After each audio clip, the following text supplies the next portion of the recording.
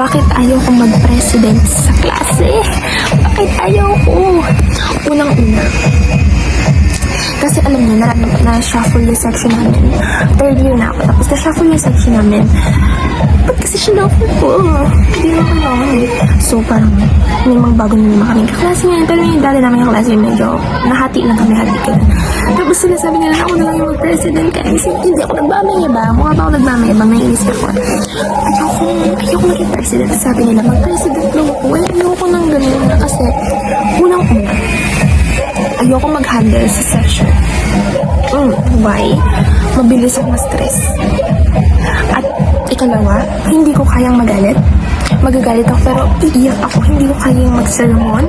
Yung ginagawa nila, yung mga president pag nagagalit, mag-sermon yung mga promise, iiyak ako.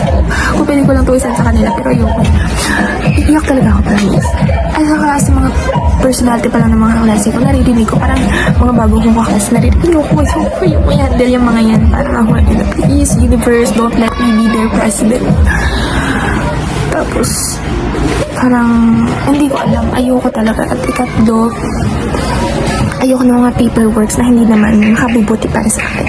Gagawin ko yan kapag kikita ko ng pera, kapag ika-unlad ko yan, kapag hindi ako mapapasama. Maya-maya sa'yo ikaw pag-iinitin eh. Ikaw presidente, di ba? Sa'yo yung sisi kapag may mga nangyari na hindi ka aya-aya. Ikaw sisisihin ng mga teacher, mga prof, mga nakatataas. O ito, presidente ng ganito, hindi inintindi yung ganito. Diba, gananayo ko na ganoon.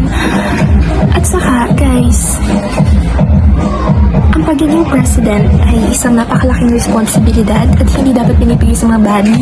Kasi paano tayo makakapagpaganda-ganda na, makakapag-cursor kung everyday may kaka-estresan kayo, diba? Ngayon lang vice president. Kaya kung umalalay, ako na lang yung vice president ko, guys. Huwag lang president, pero No.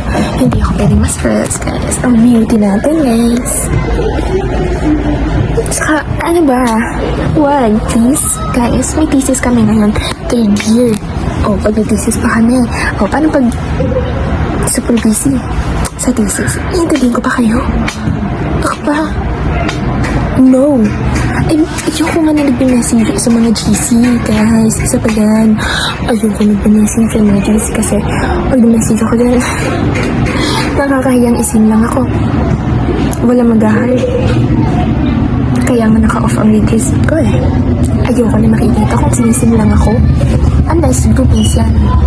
Kaya ko mag-leader sa mga groupings. Pero wag yung i-handle ko buong section buong year. Tayo ba ay naglulukuhan? Okay, yun lang man ang ngayon.